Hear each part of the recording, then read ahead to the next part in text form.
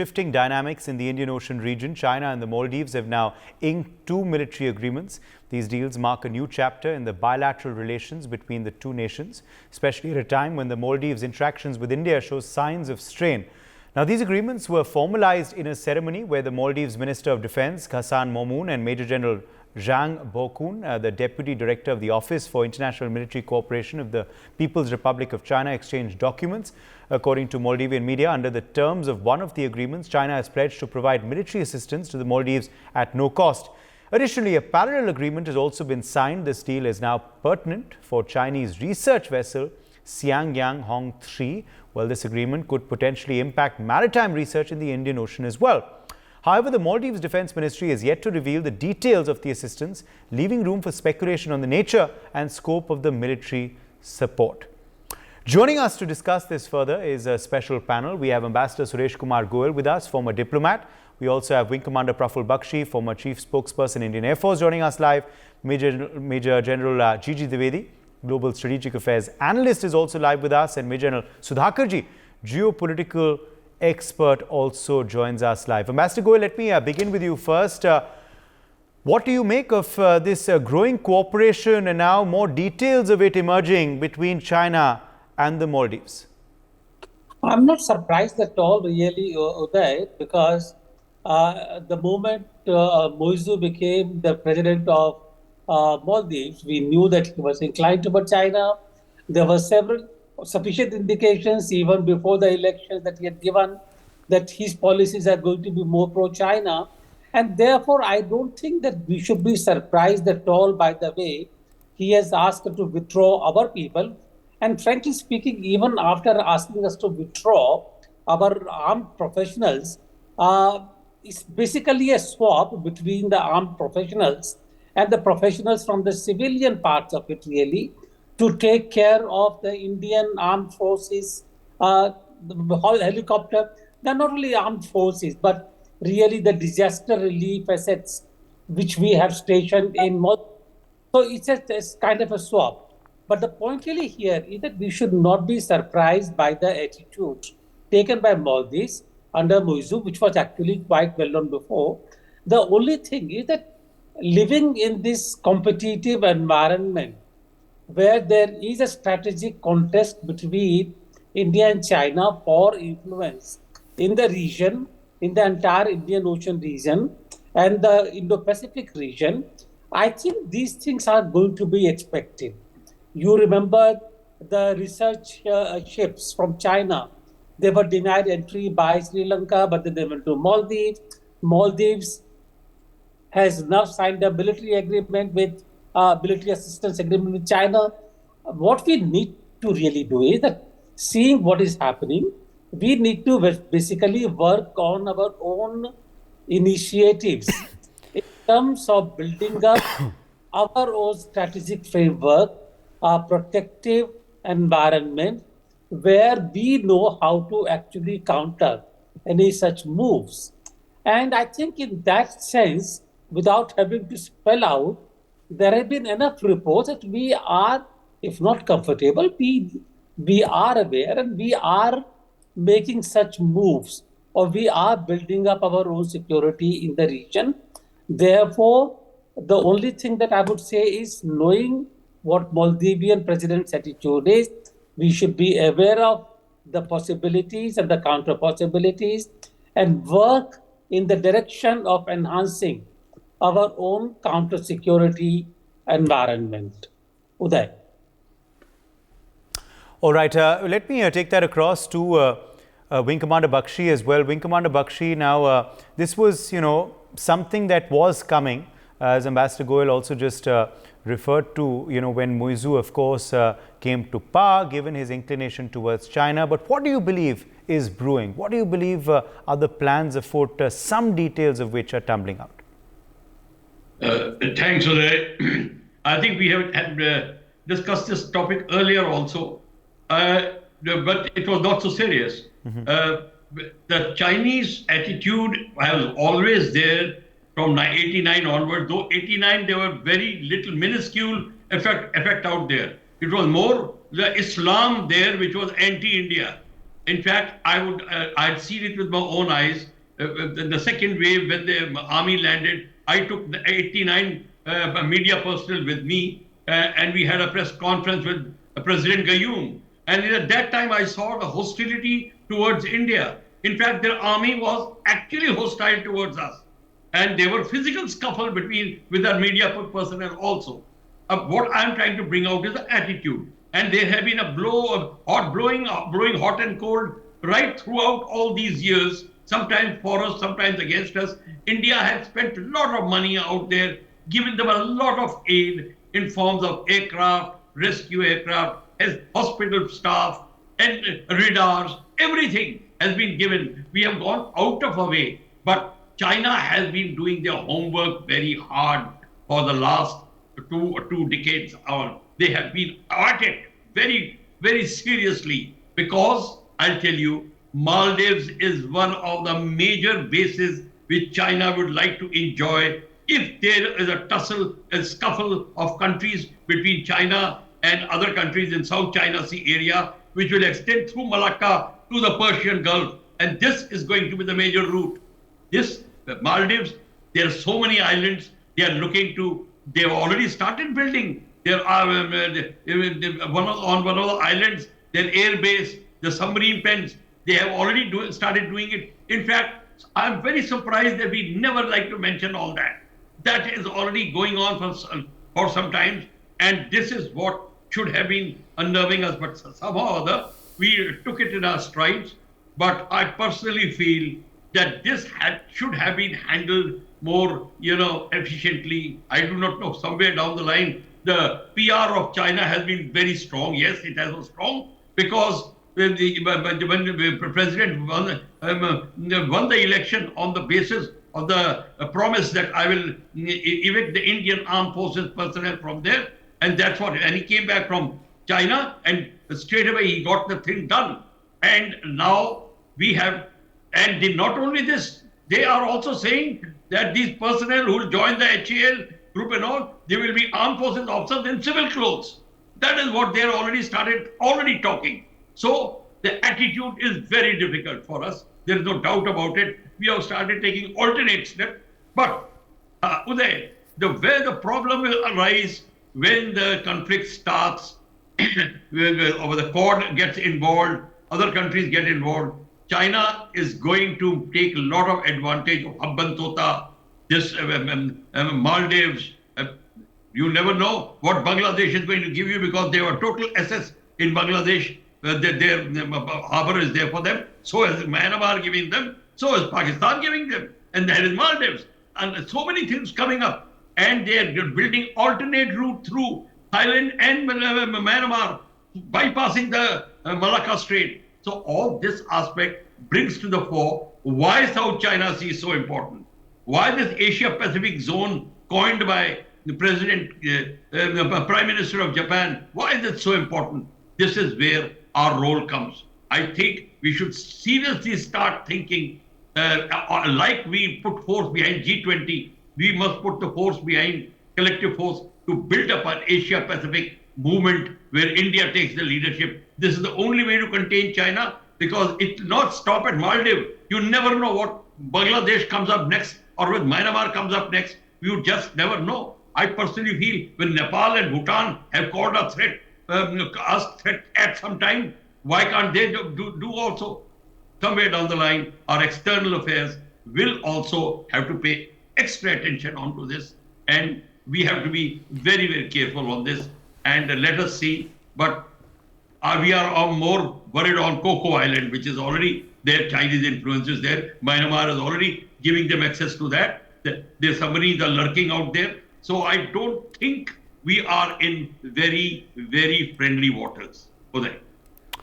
Right. Let me also get in Major General Dwivedi's perspective on this then. Major General Dwivedi, this is of course something that was coming, but what do you believe are the areas of cooperation which are now likely to increase, looking at the growing bonhomie between China and Maldives? Which areas do you believe they are closely now working on? Well, Uday, what we are seeing is only the glimpses of the growing inter-power rivalry. in the Indo-Pacific, and as far as we are concerned, it will be the Indian Ocean.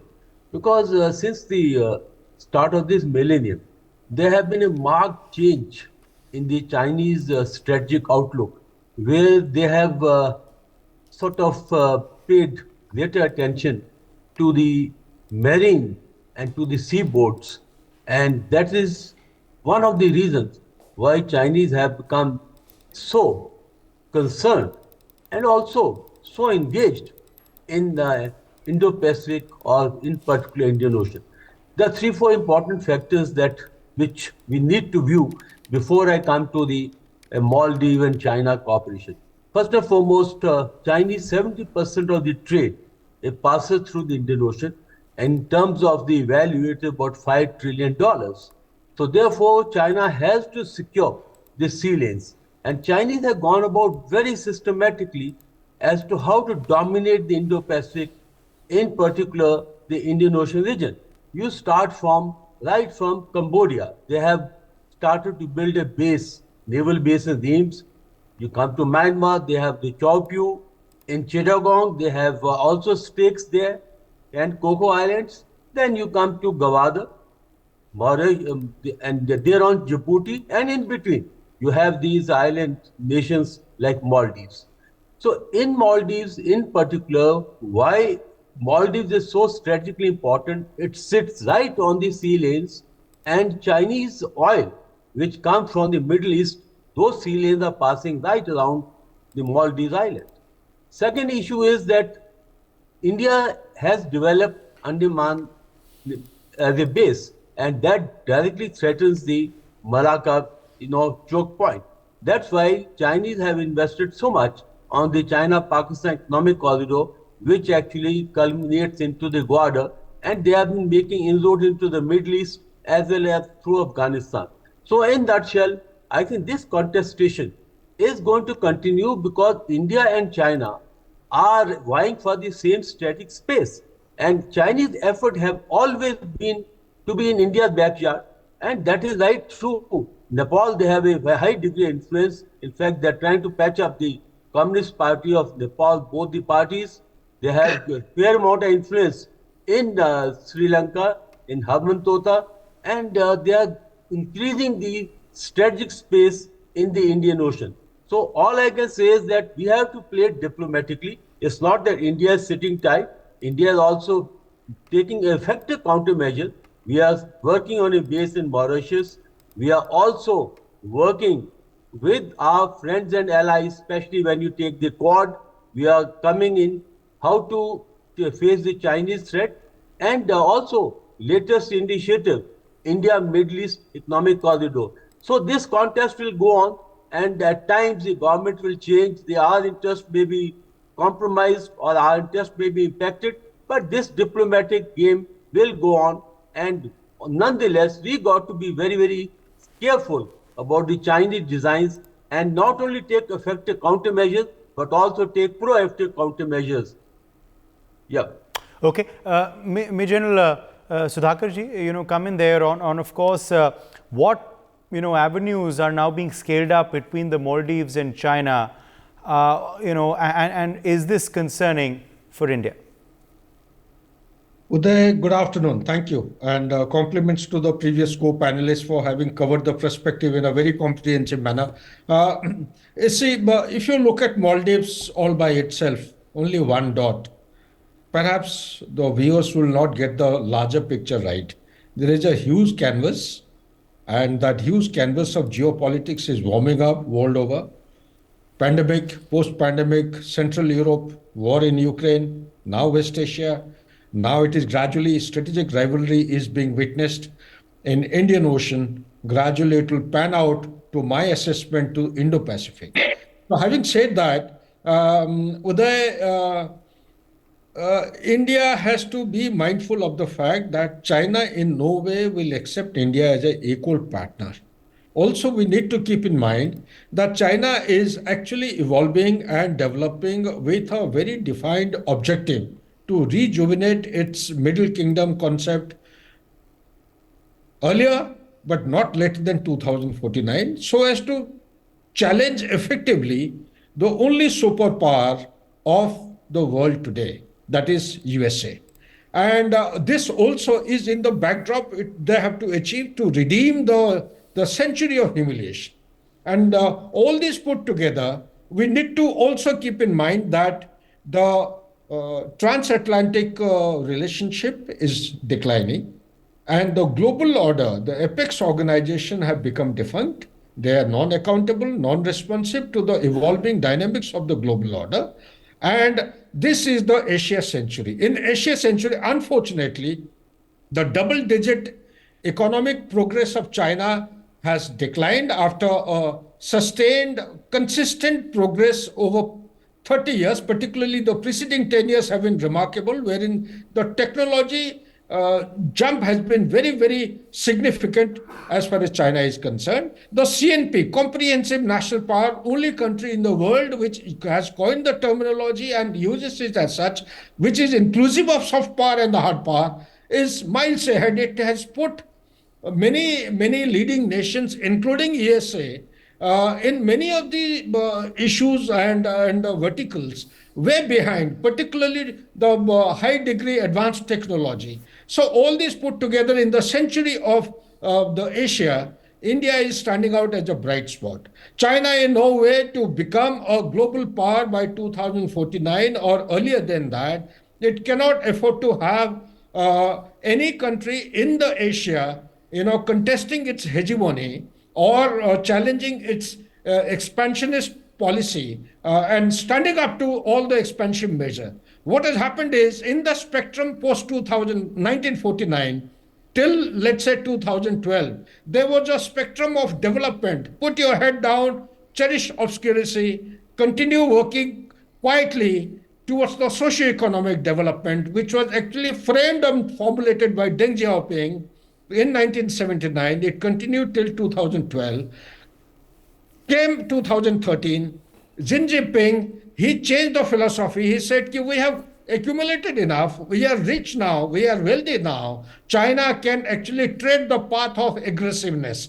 He started propounding a philosophy and implementing that aggressive power projection is the need of the hour. So what we witness today, whether it is along the northern border or Myanmar or Manipur or elsewhere or South China Sea or in the Indian Ocean, is a manifestation of this new philosophy. And it's a testament to the very concept of the aggressive design of hegemony of China to assimilate or to achieve that particular objective of 2049. So having said that, Maldives is strategically located, yes, but within Maldives, we need to look deeper into the issue.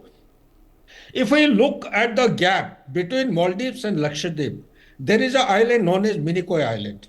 And Minicoy Island is around 100 kilometers away. And the southernmost tip of the Lakshadweep is Agathi, where these are the two shoulders of a very important channel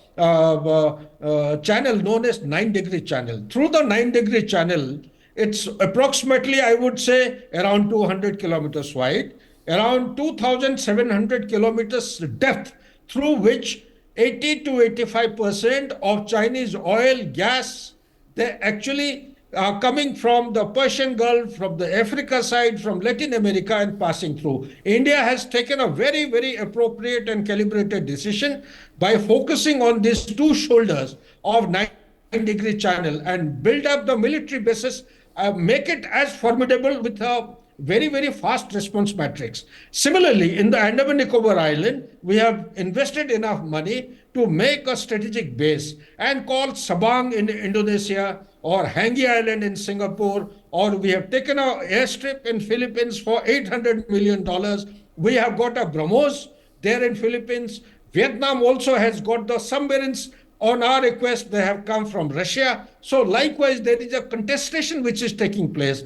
What has not gone down too well is that India is a member of Quad. It is a member of I2U2. Now, latest is that the India is likely to being considered to become a member of AUKUS as well. Like Japan, Australia is already there. India is being considered very, very actively. So all these things are done with one purpose, one objective. What is that objective? That objective is that As a superpower, US in its national security doctrine of 2022 October, it has clearly enunciated one thing, that China is the only enemy and the enemy of USA in 21st century. It will go and do anything to contain it, to compete against it, and need be, it will contest all effort of China to challenge the supremacy of this superpower. Given the fact that no superpower would like to lose its supremacy anytime, anywhere in the world, or any place in the world. Back to you, Uday.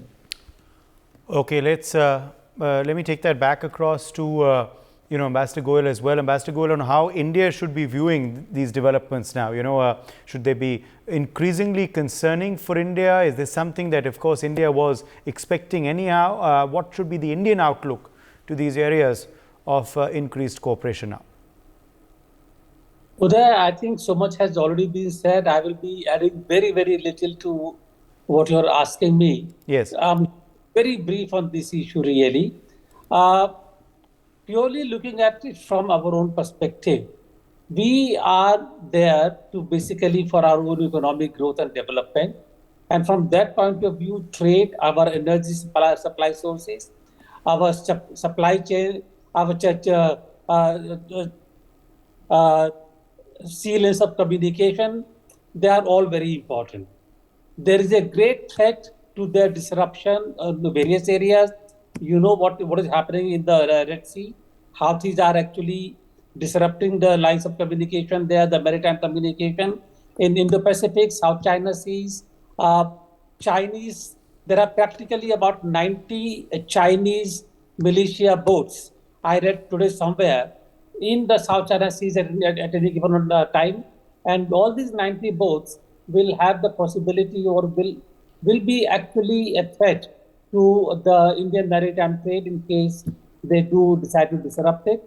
In the Indian Ocean, in the Western Indian Ocean, Mauritius, Maldives, the Arab Sea, all these areas are where 40% of Indian trade passes through. Our energy sources pass through this area. Therefore, we need to secure these. We need to make sure that there is no disruption. Therefore, India should be in a position to secure our maritime interests. That is what our target should be. And to this, whatever challenge comes through, and the main challenge is really from China. When they developed BRI, our concern was this. When they basically began to develop ports in Djibouti, and when they began to develop maritime cooperation in the other countries in our neighborhood, that was our concern. So I think basically we need to now develop our own security matrix in a manner that our supplies, our trade sources, our chains of communications are not disrupted. And from what I read, in terms of our agreement with Mauritius, in terms of our relations with Sri Lanka, in terms of our own chains of command in Andaman Nicobar, I think we are reasonably aware of the threat and dangers and working on this. So I think we need to rest assured that we are not taken sleeping, or we are not taken unaware of these risks. Okay. Yes. Do we expect more defense deals on the anvil? Do we expect more defense deals to also be signed in the coming few weeks, Major General Dwivedi? Yes, absolutely. Because what we are witnessing today, Uday, is that Chinese are moving very fast into the Indian Ocean region, and the only way they are going to establish a footprint is to go deeper into the defense deals. And what is today obvious is that this is just the curtain raiser with the Maldives signing up the basic defense cooperation. But what I look at is that in time to come, the Chinese will have a very strong base. They'll have a naval assets position there. That's what the larger aim is, and they are going to go about it through two ways. One is the debt trap, that is the checkbook diplomacy, and second, of course, is their larger game plan, how to subdue smaller nations, and Maldives fits well into the design. So all I can say is that Chinese footprint is going to increase not only in Maldives, but in the other small island nations as well. And we need to be very, very proactive, because Chinese are moving very fast. much faster than expected. The navy is increased almost today, biggest navy in terms of the ships. There are 3 aircraft carrier floating, Liaoning, Shantung, and Fujian. 3 more are on the anvil. I think Chinese shadow is lurching very large on the Indian Ocean region and Indo-Pacific. And these defense deals are the way the Chinese are going to be a very important and potent force in this region. Uday. Yes, but they certainly will. Let me get a quick last word from, yes, Wing Commander Bakshi, want to quickly add something. Go ahead. Thank you, Uday. Uday, I just want to add that now that India is seeing the threat and how it is, now there is no reason to ignore it. We have to strengthen our Andaman Nicobar Command, especially their maritime, air maritime and sea activities of submarines as well as our aircraft carrier. Now, whatever aircraft carrier availability we have to make sure that we show our flag out there.